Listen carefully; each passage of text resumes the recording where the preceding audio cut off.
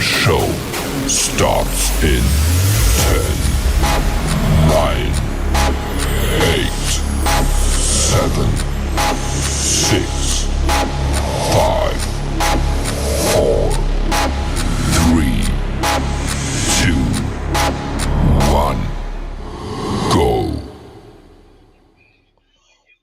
What's up, folks? We are here today to chat Panther football. We're going to go over the head coach hirings and firings. We're also going to go over the offensive side of the roster and just do a quick player evaluations. We won't be in detail. We're just going to tell you what we think of that player and whether we think he'll be back or not. First of all, Diesel Skills, my friend, how you doing today? I'm doing great, Pickle. I hope you had a good day and hope your week. I'm excited about this show of Deal With It. This is already episode number 10. Time passes so soon, but it's been a lot of fun doing this show with you, and I'm excited to talking about these coaching changes in the NFL today. Absolutely. D Money, my friend, glad to see you around. How you doing? What's going on, Pickle? What's going on, my black and blue and black attack family? These here skills in the building. Hey, I'm just happy and honored I'm able to be on to talk about these Carolina Panthers and everything that's been transpiring lately. Pound. Alrighty, folks. Let's go over this real quick. Um, I didn't put him on here, but y'all know that the uh, Giants have hired Jim Harbaugh, and the Falcons have hired Kevin Stefanski. So that's two of them that we pretty much won't chat a lot about. We'll chat briefly. I do think the Falcons have a head coach that fits their quarterback situation, as far as Kirk Cousins, and maybe a guy who can help develop their young quarterback. We'll really have to see. I know they wanted to keep their defensive coordinator, and hiring Kevin Stefanski, they were able to do that. The Giants got Jim Harbaugh or John Harbaugh, and the contract took a little while to get done, but they've got it done. And it's my understanding he answers directly to the owner, and he has quite a bit of say in the roster and the players on it. So contrary to the dislike of the general manager, so we'll see how all that unfolds. Also, I predicted this about 6 hours ago that the Dolphins would hire Jeff uh, Halfley, and they did. They They did nailed that today. one. Yes, they did today, and that's really good for them. Former coach of Boston College, Right, uh, spent some time. Oh my God, with LaFleur up there with the Packers, right? right, He's coming from Green Bay. right, right. He came from Green Bay. He was a defensive coordinator from Green Bay, um, but he's a guy that's going to, I think, uh, going to do pretty decent down there. I don't think he's been a head coach before, uh, but um, He has been in the NFL a long time though. It's he not like has, he doesn't have he a lot of has, experience. He's he got the has, and that helps experience. quite a bit. That helps quite a bit. He's got connections, and it'll be interesting on how they build that staff and what kind of changes take place on that team. Uh, Well, here's my thing about the Dolphins, Pickle. I don't mhm. think that we're looking for the Dolphins to be contenders next season under Halfley. I think he's got a lot of work to do with that offensive line, getting it fixed. The defense has lost a lot of talent as well. I think this is more like a rebuilding year, 2026 for the Dolphins. Right, right, right, Absolutely. Absolutely. right. They're still planning to make a quarterback change, and Oh that'll yeah, be that interesting too. on how all that handles out. And they Uh, got Tua on the books, don't they, too, Pickle? Like they got to pay Tua a bunch of money, but they don't. They're right, not going right, to go forward with him as the starter. right, That's exactly. interesting. So that'll be a kicking their uh, cap issues. But I'm sure they're not be the only team that's done that, as that's beginning to be an issue. Or I don't, I don't, mistake. I don't know, Pickle and D's like this might be better for Tua. Because we could tell that the relationship with Tua and McDaniels had gotten strained through the time and the duration, and maybe a new coach, a new philosophy, a new play style could be what Tua needs to kind of carry this team, like, or at least be that bridge, and maybe the contract won't be like totally shot of waste for them. Hmm. Defensive minded coaches tend to run the ball a little bit more. Maybe Tua can find his groove within the play action or so forth. Just by having this defensive minded coach, and a defensive minded coach believes in ball security on his offensive end, and the best way to do that is to run the ball.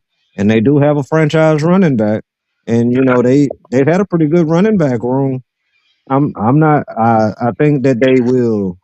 They're not gonna. I don't think they're gonna make a lot of noise next year, but I Right. think that they could put themselves in the position to more reload than to rebuild. But only time will tell. Right. Right.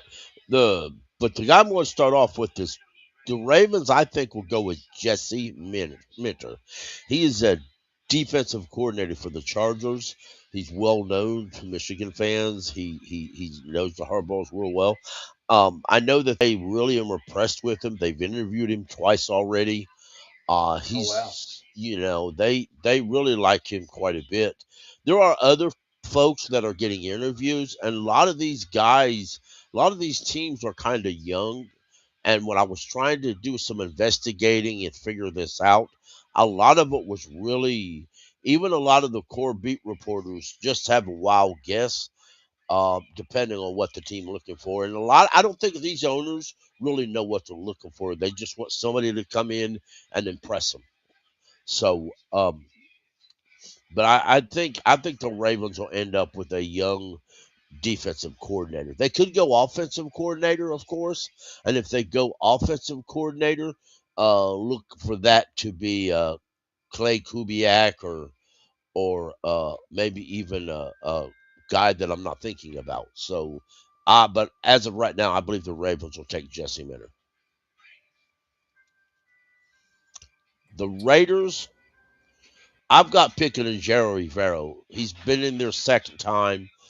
Um, I almost had him take Brian Flores. That's the truth, but I decided, and Cliff Kingsbury was one that I almost put there too because there then I found out some rumors today after I made this list that there's quite a many rumors continuing to produce some heat around the idea that the traders have off the Raiders ownership, including pushed by Tom Brady, have offered quite a bit to the Ravens for Lamar Jackson. That that could complicate a lot of different things in that area. The Raiders owner is in Miami today.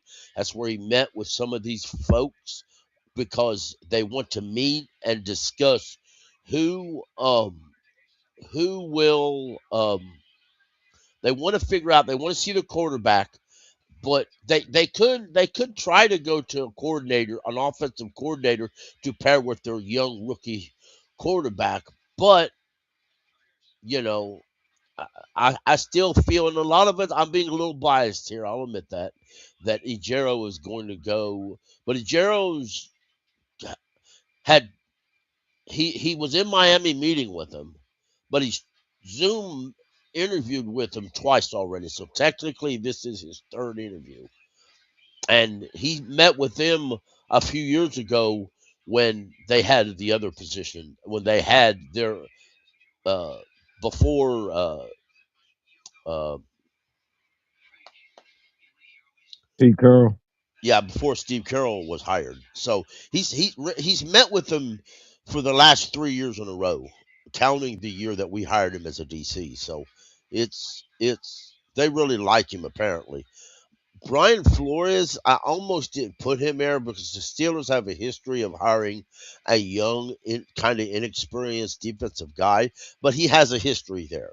The Steelers need somebody to bring back the fire and the aggressiveness, and I believe Brian Flores will do that. Mike McCarthy for the Titans, he has had 3 different interviews.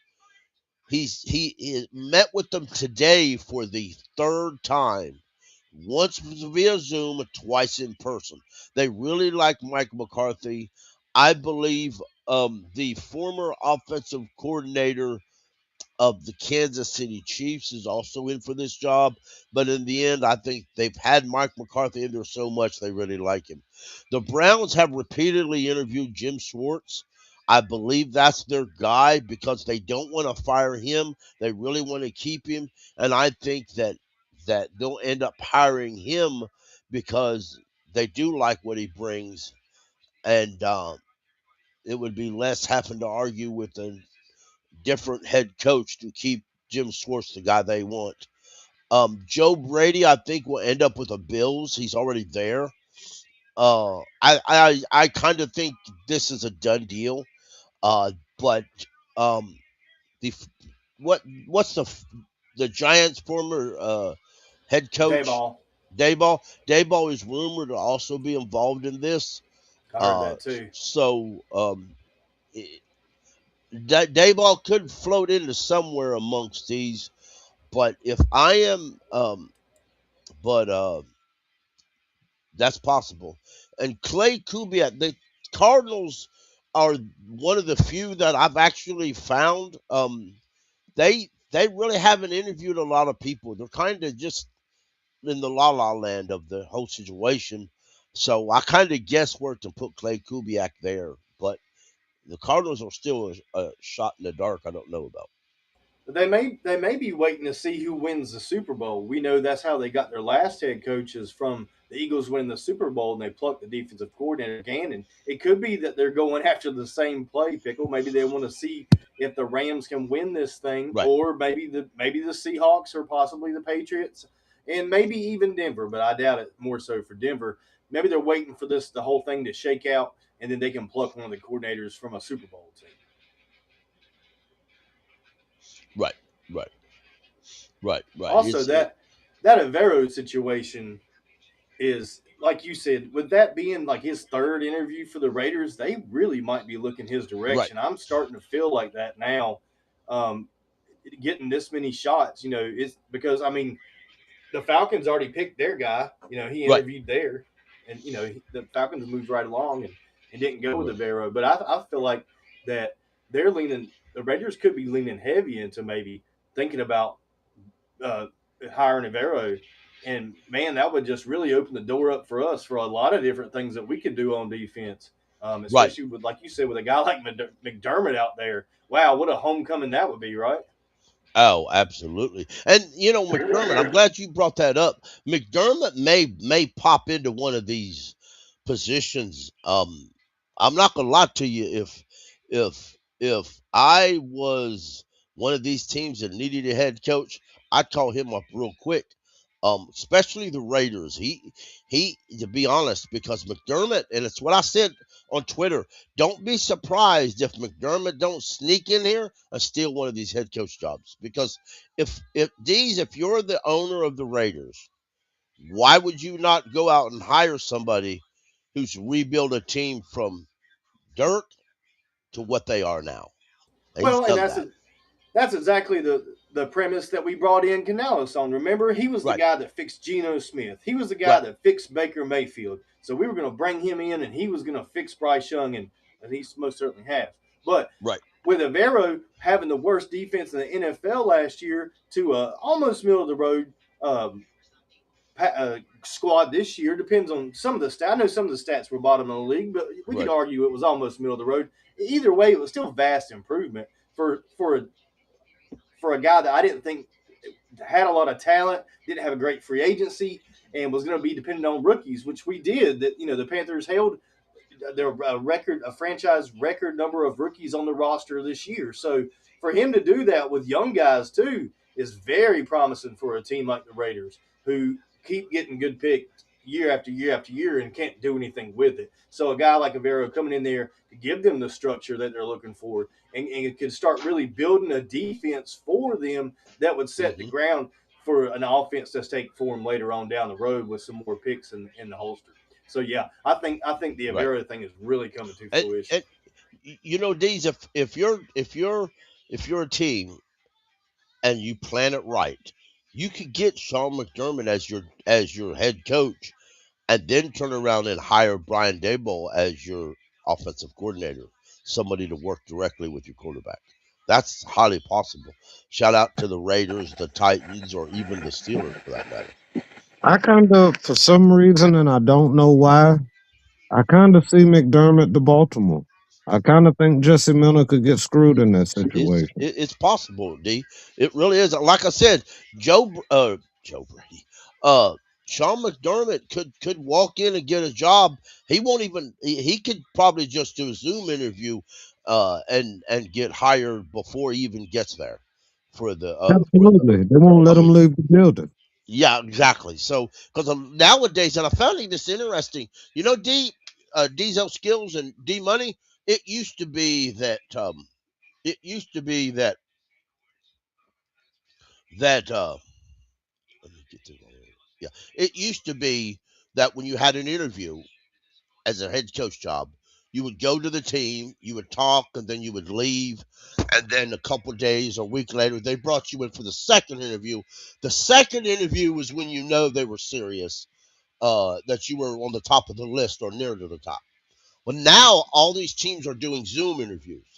Very rarely, and they'll do Zoom interviews with multiple amount of people, but it's that okay, now you at the top of the list, we're actually going to bring you to our facility or meet with you somewhere and talk face to face. That's where it gets a little bit dicey and a little bit important. So um, but a lot of these folks could hire McDermott just on a Zoom interview because a lot of them already know him from going against him some. So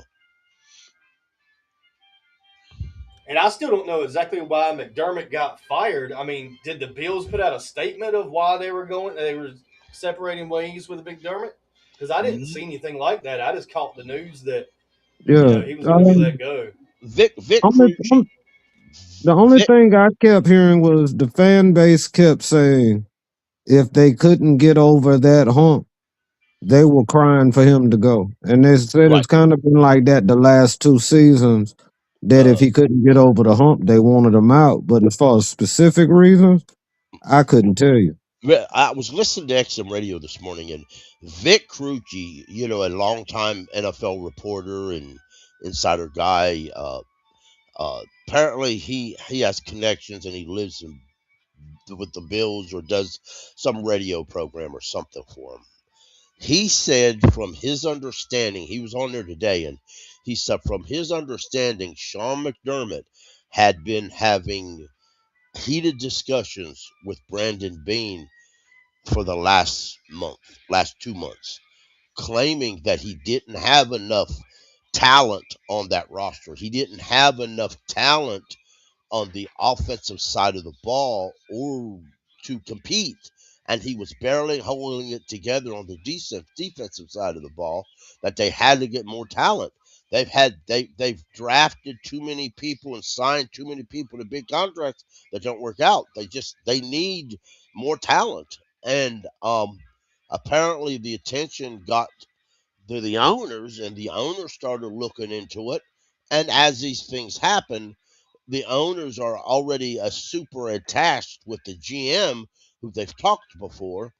So but I found it extremely. And once I heard this, and then an hour or so later, or 2 hours later, I found it interesting that the Bills actually promoted McDermott to president of all football operations. So he no longer has a GM title. He's president of football operations. I found that a little bit of life in the back routine. Yeah, Bean's statement was shocking to me when I read it. I'm like, really? The Bills don't have talent? I was like, try to be a Panthers fan. Look at what we deal with down here, and you're Right. complaining about your lack of talent. I Yeah. mean, I don't. Yeah, He D. felt kind of unhinged to Right. me. D And Money. I didn't see where he was coming from on this. Yeah, Deez, I'm completely in 150% with you because the thing is, the man brought a culture, and let's be quite honest. Once you took Cook, Josh Allen, and maybe two of those offensive linemen out the equation, it's a very basic team, and they were still able to continue to have success and go to the playoffs with what they had because of the culture that he built. And to be quite honest, up until this point where New England just had this outstanding year, they owned the AFC East for a good little stretch. And I understand that Buffalo is Super Bowl hungry, but I think they're taking a step back by stepping away from McDermott. And Panther Pickle does too. He agrees with you 100%. He doesn't expect the Bills to do anything for quite some time. I don't know that I'm as bullish as he is on that coming to fruition, but I think it hurts them in the short term. I think they're literally a worse team next year because of changing absolutely. this up. I think that Yeah, McDermott, like you said, had that culture and everything in place, and those players knew what they were getting into when they came in that locker room year after year, and they don't know that now. And yeah, see, oh, that might backfire.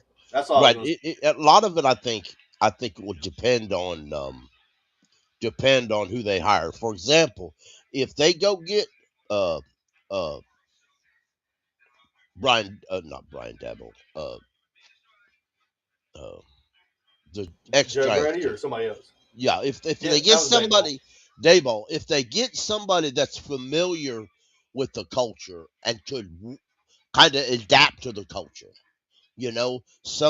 somebody to lead the defense without doing a lot of hardcore changes, then they may can have a few good seasons, but if they go in and they try to clean everything up that don't need cleaned up, and well, this is my guy and this ain't my guy, and or somebody comes in and wants to make Josh Allen play in a way he don't want, it could be problematic. You got to remember, Josh Allen was extremely good friends with Sean McDermott.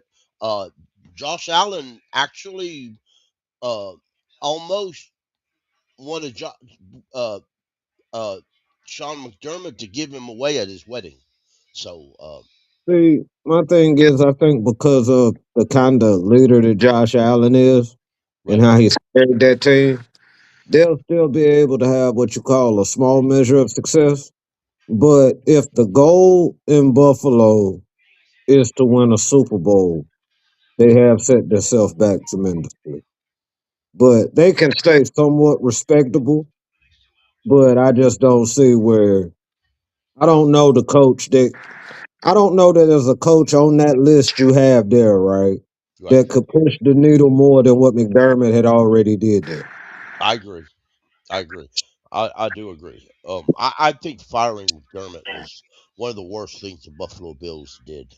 Uh, but am I biased on Sean McDermott? Yes. I've liked Sean McDermott long before he became uh, the defensive coordinator for the Panthers, and I always thought when he was with the Eagles in his first defensive coordinator role, he was taking over from a legendary defensive coordinator that had passed away suddenly. And he was trying to introduce a new gap system to the Eagles at the time.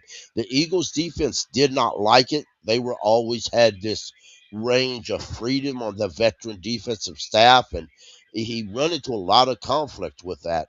So Andy Reid at the end of the year said, Sean, buddy, we're just going to part ways because I think you'll be an excellent head coach. I think you'll be an excellent defensive coordinator somewhere, but it's going to be hard to compete with the legacy of Jim Johnson. So, um, and it's my understanding that Andy got a phone call about 30 minutes to 45 minutes after news had broke from Ron Rivera, and Andy highly recommended him to Ron, and the rest is per se history. So, and but Sean runs a kind of a zone cover defense.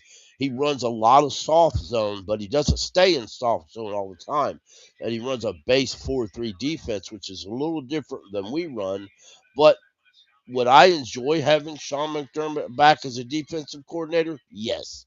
If you ask me, would I fire Dave Canales and hire McDermott as my head coach? I probably would. So just be thankful that I'm not the owner. Yeah, my thing with McDermott, I don't even have to say it's biased, even though Right. I do have a love for McDermott for what he did for our Carolina Panthers, defensively and so forth.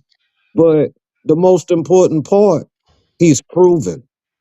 Right. He truly proven, and he's done it with a really stacked team. He's done it with a lesser team, like same organization, but just scenarios different. And like I can't get past culture builders. Like it's one thing to be a successful coach and so forth, right? But when you're a coach that provides culture, it's more than win loss. It's Right. effort, how they go about doing their work, and all those different things. I think Dee's touched on that earlier, so I'm not gonna go deep into that. And then just on top of that, you when you know that a guy has forgotten more football than a lot of the coaches that are in the NFL right now, that Right. is an invaluable tool to have, especially when you haven't gotten too old that the game has passed you by. Right. He'll find a landing spot, no doubt in my mind about that. And I didn't get to I didn't get to weigh in on it, but I like the McCarthy to the Titans a lot with that Oh, okay. pairing with It that just sounds GM right. from It Kansas just City. Hey Deez, it sounds like that just fits like McCarthy would Right. be in a situation like I, Tennessee or I, whatever. boys, I tell you what, and I may be way off the rails of saying this, but it's my podcast. I'm gonna say it anyway. So, if I am the Tennessee Titans, I am going to break. I'm going to open up the checkbook. I'm going to buy some people off. I'm going to hire Mike McCarthy as my defensive coordinator. I'm going to hire Sean McDermott. I got that mess. I'm going to hire Mike McCarthy as my offensive coordinator slash head coach. I'm going to hire Sean McDermott as my defensive coordinator and say, y'all go in there and fix my damn team. Let's win a Super Bowl. If I'm the owner, that's what I'm doing. But that's pushing in a lot of situations that probably won't exist because uh, I would expect Sean to get head coach offers. But if I could buy him as a defensive coordinator, I would do that. But But hey guys, I'm gonna tell you this. The hardball one scares me for only one reason. This initial off season. Now there's some buzz that guys are gonna probably wanna take a call from us about coming and joining these Carolina Panthers. But you taking a Giants team that they right, think they got their quarterback, they gonna have their receiver back, they got their defense, and they got Harbaugh. And there's going to be some free agents shooting for that big market city. Might take one or two out our pocket we could possibly get. But outside of that, I will say this. Happy that Stefanski's in Atlanta. I'm not going to go no further with that. But the hardball scares me. The hardball well, scares me just for free agency, really. I tell you what, you're probably right, D, on the free agent issue. But I tell you what I look at Harbaugh is Harbaugh doesn't run an offensive coordinator or a defensive coordinator. You're not wrong, Michael. Uh, but uh, but he has to hire his coordinators. So if you go get you an offensive coordinator like Todd Monken, who's that's rumored to be going there, but he was when Cleveland interviewing for a head coach job. If he goes there and turns around uh, and takes Dart to the playoffs next year, he ain't gonna be there for year two. So he gonna be somebody's head coach for year two. So that's the one thing about Harbaugh, but he made it work for all the years in with the Ravens. So maybe he's got a special way of doing things. We'll find out. Yeah, that Monken's been rumored. He was heavily rumored last year, Hmm. I think he decided to stay. It was his choice to stay, Right. and I would definitely see him going somewhere this year. I mean, you Right. got to remember he helped lead Lamar to that MVP season. So yeah, Monken's a hot name, and I agree with you, Pickle. I think he's on the move. I'm really like I look at that list that Pickle has there, and just seeing the coaches, the job openings that are there, right? It Hmm. seems like you have a true ideal candidate for every location. Hmm. Like well, at least on paper, it Right. looked like it would be an ideal situation. And I'm going to be quite honest with you guys. I had already reserved my mind to the idea that EJ was going to be here. Right. There, it's kind of blowing my mind a little bit that the Raiders are kind of drooling on them like they are. Now, Hmm. mind you, as far as like what Dee said earlier about going from the last place defense and moving to, somewhat middle of the pack, that is tremendous. And he now has accumulated some years in the league. But it just kind of really did catch me off guard when I really realized like how serious. Like when Avero went on interviews before, it didn't feel like he was really getting the job. Like now, it's like it feels like he's getting the job. And I know everybody's salivating over the picks out of it, and that's cool if he goes. Like I had said earlier in a previous video, if he's here, he's earned to be here after what we've done this year defensively to a degree. And then if he's left, oh, I mean, you know, thank you for your service. So I mean, I'm happy for him and I wish him the best, but I really didn't think that it was a real reality that like one of these teams was going to really be highly invested in taking a look at a Vero. I guess I missed the point. I missed the mark on that one. Well, he ain't went nowhere yet. But one thing I'll say is, Evero, if Evero doesn't leave this year, and Dan adds more pieces, and the defense gets better next year, those interviews will only increase. It won't be long till we do lose him. So, uh, But yeah, I get that point of it too. It's just I don't know. I hmm. think I just had came to the belief once I had heard he got that extension or whatever. Hmm. I just kind of had got to the point like he was going to be here, Right, and let's just hope that it continued to improve. That's where I was at. Like really in utter shock that, and I guess I shouldn't be now that I really put real thought to it, but it right. it really took me aback. I tell you what I they're say it going to took me do, my aback. friends. What they're going to do, they're going to wait until Panther fans are all drooling about and excited about and loving Evero, to where we really be thankful we got him and we really like him, and then they'll hire him somewhere else. That's what that'll be. And I said, why you gonna do that, man? See, dang. And then if it come true, I'm gonna be so upset with you, man. If it come true. um, Shout out to Michael Allen Brooks, or to Michael Wydrick in the chat, whose father don't like the idea of the Raiders hiring Ejiro Evero and what's Brian Flores. And uh, it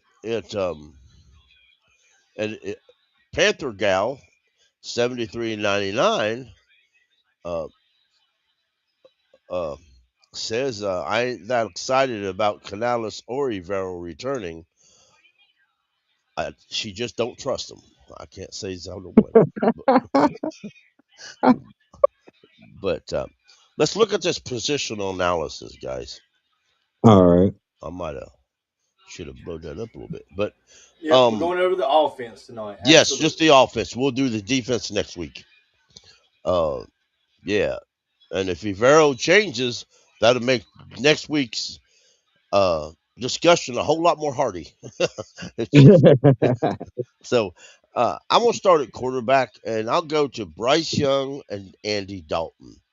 Now I welcome y'all's input. In my opinion, Bryce Young is right this year is an average quarterback young quarterback who's developing. And so far, he's shown some good development traits and learning and growing. Now, is he where you expect a guy that you trade up with for the first overall punk pick to be? No, but the current coaches and the GM was the one that traded up to get him. I don't put that on Bryce, and I don't put it on the staff, so I don't often think about that part of it. Andy Dalton, for that matter, goes as an older quarterback who I believe is well past his to be honest, age of his well past his ability to affect you on the field when he's playing. So if I was the Panthers, I'd move on from Andy Dalton. I'm glad they put the 5th-year option on Bryce, but and we'll see what happens in the future for Bryce. Well, now I remember the words from Dan Morgan, and they asked Dan Morgan, would he be interested in adding a developmental quarterback? And he said, Hmm. absolutely. And he even started breaking down the traits that he wanted. He talked about how he wanted a mobile quarterback, a guy that could run for a first down, a guy that could use his legs, to help make plays for the Panthers. So that's interesting to me. Almost like they're looking for like this Taysom Hill type guy to bring in. Right. That just gets me thinking on that kind of direction. Like maybe this guy's not only going to be a developmental quarterback, but also a weapon for this offense going forward, just to throw another wrinkle in at opposing defenses. D Money, do you think that could be the direction that the Panthers are looking to go? I mean, absolutely. It looks like because they don't want Bryce doing the quarterback sneaks for one. We had who was it? Mitchell Evans, I believe, that did one of our quarterback sneaks that we had this season so far. Yes, sir. I That's right. mean, so I think they could look for a nice sized quarterback with some mobility to him. Might not even be the most accurate guy because they can work on his timing and stuff, like you said, and use him as kind of that Swiss Army knife type of situation. I do feel like with Andy, I would buy Andy out. I would literally buy Andy out and I would bring in a guy, with some experience, has shown some kind of production. Some people say they want competition for Bryce. If that's what you want to do also, hey, so be it. But if you can find a guy like Taysom Hill, I believe absolutely it would be I kind of think he would be looking for something like that. He still saw how Taysom Hill was effective against us this year. And he's getting up in age and he worked for him. So I It seems like mean, every year. Ugh. yeah. So it's kind of like you see how valuable that type of guy can be to your team, and it can kind of take some certain loads off of Bryce while he's at quarterback. I mean, absolutely, I really could see it. But if they don't go that direction, I just want a guy that at least has some kind of like idea of how to move the ball or function within an offense. If they don't go with the big guy like a Taysom Hill type, I really think like a Malik Willis, like a change of pace type of guy, just to bring him in, like really for the depth of it. Because Andy, there was I don't know if you remember Deeze what game it was. Bryce, had dinged his ankle a little bit, Yeah. and they put the camera on Andy on the sideline, and he had this look on his face like, "You're not expecting me to go out there, do you?" Like, so it's kind of like, thank God Bryce was able to come back out on the field, but we at least need somebody who can bring some kind of viable option just in case. We never know. We never know. Bryce has held up so far, and I've been thankful for that. But what if he can't, like at some certain points? We need somebody that can kind of move the needle. If he's a competition guy or he comes in and know that he's solely the backup, we've got to have another alternative than Andy Dalton. But I'm sorry, to get back to your point, yes, I do kind of feel like that's what Dan Morgan's trying to do is get something kind of like in a Taysom Hill type archetype. And the only thing I wanted to add on to that, Pickle, I know you want to move on, is number one, I think Andy Dalton started against the Bills game, and it was every Panthers fan decided on that game that he was he was no longer the guy. He was no longer a serviceable backup for the Panthers. And then number two, I just want to see Dave Canales invest in his own guy. not that his own guy needs to be a first round pick or a second round pick or anything like that. Just pick your guy, Dave, and let do whatever you want to with him to make him your backup or your change of pace quarterback. He hasn't had that opportunity yet as a head coach. That's all I had to add to that, Pickle. All right, man. D Money, your mic got a little scratchy. I put you on mute. Just unmute yourself when you get ready to talk, brother. Um, my next slot is running back. Now, Chuba Hubbard and Rico Dow, Jonathan Brooks, and Trevor Etienne. Uh, Chuba is under contract to return. I don't see any reason why he wouldn't. They could save a little bit of cap by releasing him or trading him, but I don't think they're going to do that. Um, Rico was pretty adamant he didn't want to come back if it was for a backup role. I don't think he's coming back. I think they're not even going to offer him a contract. Jonathan Brooks is set to return. Listen to Dave Canales and uh, Dan Morgan. He's already running and working out and looking really good. So hopefully this is a good for him. And Trevor Etienne ran some special teams last year. Need to learn to hold on to that ball on those returns. Other than that, I wouldn't be surprised if they added a or running back late, or maybe even another free agent. But I wouldn't think that it would be a top level or even a mid level free agent. Probably a lower type of free agent. What y'all think? Yeah, oh, I'm glad. Well, it's good thing Cole's taking a little break tonight because you wouldn't want to hear what Cole's got to say about this. It's nothing but raw fire and brimstone coming in on the running back room. But I'm Right. still a big Chuba Hubbard fan. I think he got injured this year and it slowed him down a lot. I don't forget that year before last he rushed for almost 1,200 yards. So I'm not that concerned about Chuba Hubbard at all. I think ETN. I wanted to see him get more carries this year, but Dowdle ran the ball so well, we didn't get that opportunity. Jonathan Brooks, ooh, the way Dave Canales talks about Jonathan Brooks told me about everything I needed to know. They're in the way that Dan Morgan talked about him as well. They're really impressed with the guy. They really like him. They're going to give him every opportunity to come back from this injury.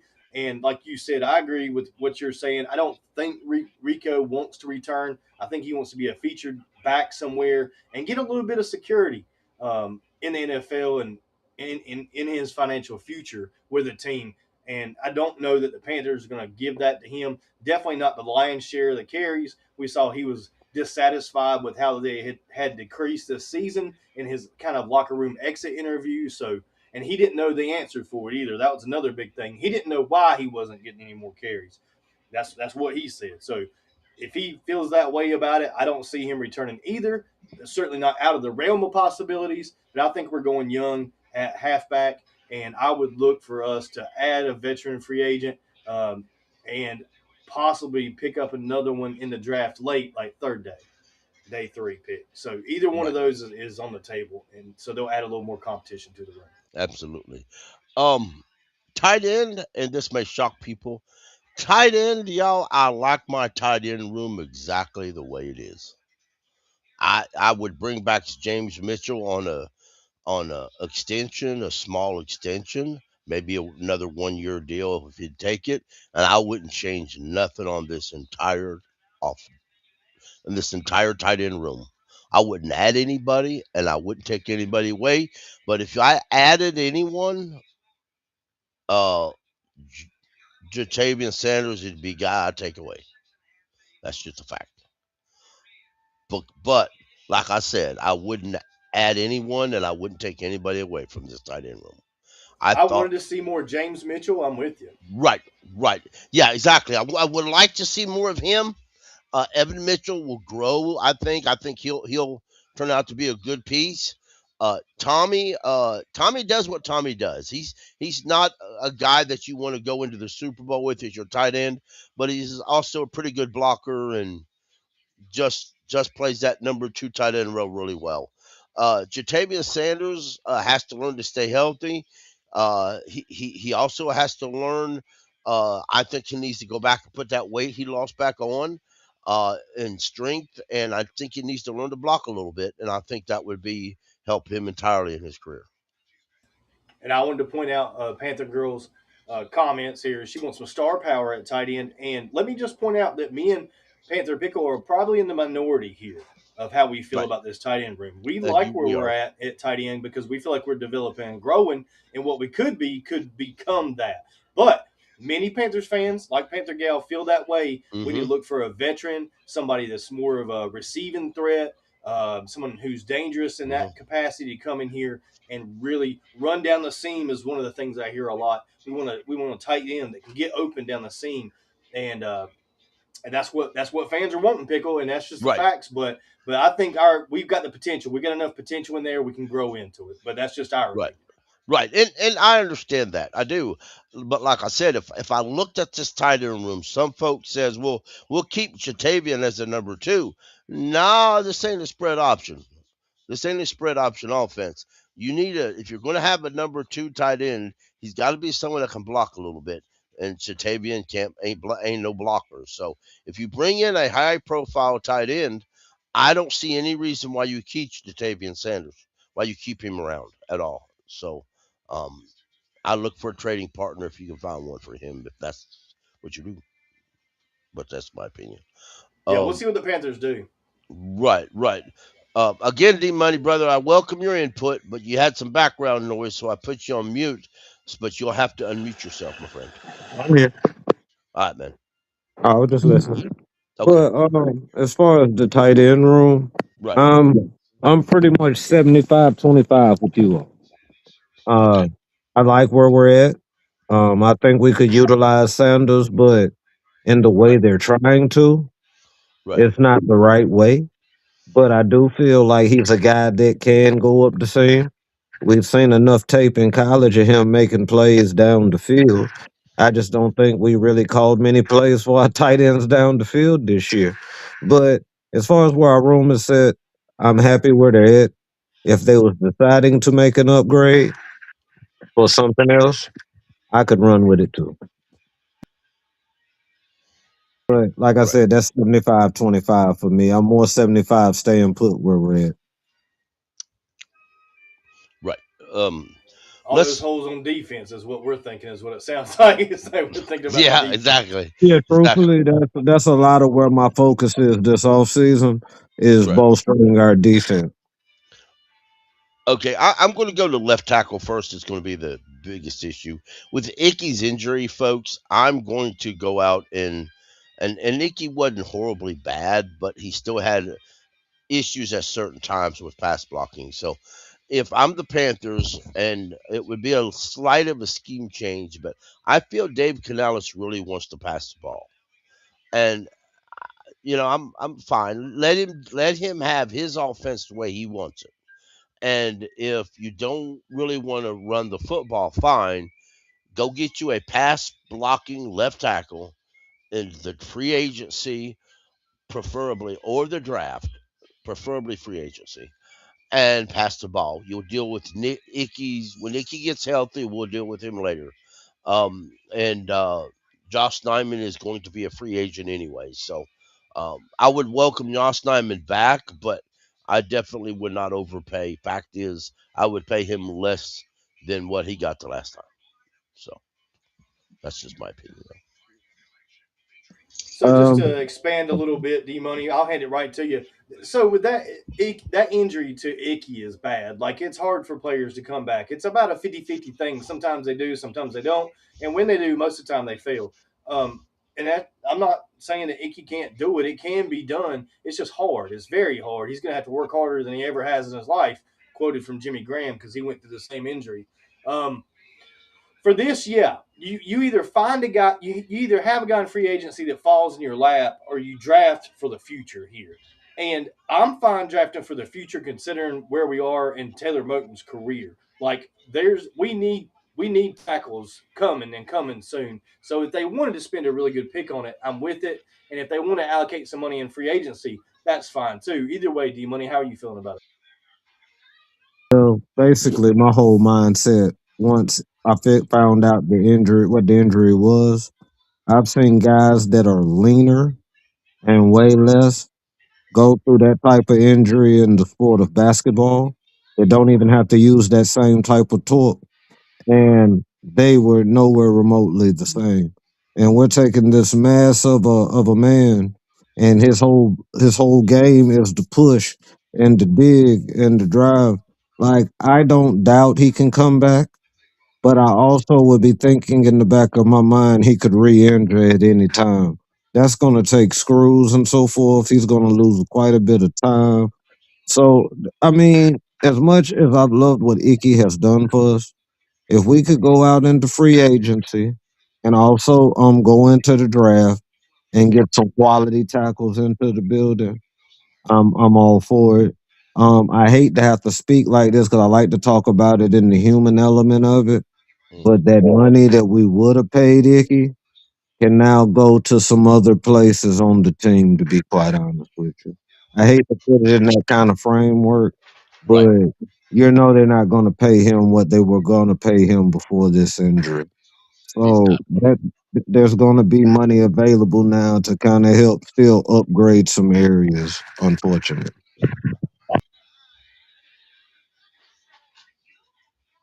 Exactly. I tend to agree. Um, on with the left tackle or left guard. Left guard is Austin Corbett or well, it's actually Damian Lewis. Austin Corbett played swing tackle for both. So, but Austin Corbett is a free agent. I don't expect them to offer him a contract. Um, with his injury histories, I wouldn't. Um, Damian Lewis is a stud left guard. He's still under the contract. I don't see any need for improvement in Damian's game at all. So I love Damian Lewis. I'm so happy. That's one of the best acquisitions that Dan Morgan brought to this organization. right, Diesel I skills. like You go ahead. Yeah, I like Curhan Pickle. I do like him. I want to hold on to him. Zavala, I might be done with. The injuries just seem to be Hmm. overwhelming for Zavala. Like he just Sorry, can't Cole. Right, stay on the field. Sorry, Cole. And, and then of course Hunt's going to be okay. He's going to be fine. He'll be absolutely. back next season. Hmm. Yeah, if we added some depth at guard, if say we took a fifth round guard, totally fine with that. Yeah. Or if we Hmm. looked at it, we will look at guys in free agency. We will Right, bring in a couple guys. There will be guys. I don't know that we'll know their name or that we'll talk to their starting experience, but I think we'll see new guards coming in this year. right, To and be truthful, I don't felt the lineman in the third round. To be quite honest right, with don't be surprised if the guard is just a guy who can play center and guard, some interior guy who's flexible. That seems what they like quite a bit. Uh, because with Nick Selmock is your only really if Austin walks, Nick would be your only backup center. Yeah. He was on the roster the whole year, but would never Yeah. really played a lot. And No, they wouldn't Cade put much Mays, stock in him. I was asked on the John One Carolina show today because I was in the chat. He saw me and he asked me what I thought. So, um, the Ravens center uh, is a really good center, very high draft pick. Tyler Um, Lindenbaum. yeah, Tyler Linderbaum is supposed to hit free agency as of right now. He would be a much better center than Cade Mays, but if I'm the Panthers, I'm not taking those chances because if I don't pay Cade Mays and I say, okay, I'm going to go after Tyler Linderbaum, something happens and I don't get Tyler, then Nick may be my starting center next year, and I wouldn't want to do that. So that's why I would pay Cade Mays to bring him back. And Cade is a guy he can play guard or center, and you know, so I would definitely if you end up drafting or getting somebody else, I you know take it with a grain of salt. But I don't see any problems. I don't think we'll have any problems re-signing Cade Mays. but No, you can I start think that's me up to Lindenbaum. Yeah, there's a lot of value there in re-signing Cade Mays, and like you guys are pointing out, a lot of teams are going to be targeting Linderbaum and Right. putting ourselves in that hunt. We probably would fall short to a playoff perennial. So Cade Mays is a safe bet. It's not going to cost the team a lot of money. He's a guy that stayed healthy all year. As far as I can remember, I don't think he missed any Hmm. time. I think they started Austin over him, and I think that availability is worth some money for a contract for Cade, a homegrown guy, if you will, since we drafted him, and then look for some depth pieces around him. Like you said, I like that, a guy that can play center and guard. We get those kind of depth pieces to help us out moving forward, and we may be on something there, Pickle. Right. Sounds Um. good. Absolutely. Now we'll go on to right tackle. Brady Christensen is your backup to Taylor Moton. Um. As of right now, Moton's under contract. I'm assuming he's going to be back. Uh, and he played good. He didn't play as good as he had been playing, but he still played really good and effective. Brady Christensen, for guys, I would like Austin Corbett. I would not give him a contract extension at all. I would not even offer him a deal. I would let him drift off into free agency. Now, if he sat in free agency for a while and I needed a depth, I would call him up, but I wouldn't. Uh, Brady's Christensen's injuries to me have robbed me of my joy of seeing him play. I just don't think he's got a lot left after all the injuries. I'm not going to Definitely. belabor it. You said it for me, so I'm glad I didn't have to say it. Thank you, Pickle. Yeah, Pickle, you kind of summed it all up. Alrighty. Now on to wide receiver. Um, Tedderona McMillan is your starter. He rookie. I still think he's going to be an offensive rookie of the year. I think he'll be great moving forward. Amen. Like to see a little bit development of his route and catching balls. All that will come in time, I'm sure, and he'll probably look a lot better next year than he did before. Um, Jalen Coker is my number two. Same with Jalen. I need to see him come in. I need to see him this year in training camp, come into training camp in shape and ready to go. Last year he showed up for camp out of shape and ended up getting injury early on. I need to see him show up in shape and ready to go. Now, Xavier Leggett. There's a lot of talk about Xavier and trading, and Xavier's a bust. Listen, if I'm Xavier Leggett, all that's fueling me. I don't think he's going. I think he'll be at training camp for the Panthers. And if I'm Xavier Leggett, all that's fueling me into the biggest fire that ain't nobody on earth going to put out. And that's exactly the way I'd put it. Uh, Bryson Tremaine is is a relatively young wide receiver that showed promise. Don't have a lot of speed, but he did show promise, and we just need to see more of that. Need to see some. We need to learn him. We need to see him learn every route he knows and improve on those. David Moore is a free agent, and I would not bring him back, but I do understand he is Dave Canales' little buddy, so he'll probably be back, even though I wouldn't bring him back myself. Not to say he's a bad guy. It's just I think I would give more room to the young guys to perform and less to David Moore. Jimmy Horn Jr. is a guy I think who has so much undeveloped and untouched potential. Give that man the ball, let him show you what he can do, and see what happens. I agree Yeah, absolutely. Now I would talk about any receiver in this room except Xavier Leggett. I have my biases, so I'll leave him out of my conversation right now. Even though I hope your assessment proves to be right about Xavier Leggett, that he gets fueled by all this. But Coker and Tedderroy McMillan have proven to a degree that they could be a legitimate 1-2 tandem in the NFL. Coker's not drop doesn't drop balls. We know Tedderroy, he can kind of get out there with the one-handed thing. So Jalen kind of seems like the sure bet in clutch situations at times. But we're seeing what Tedderroy can develop into, which is absolutely exciting.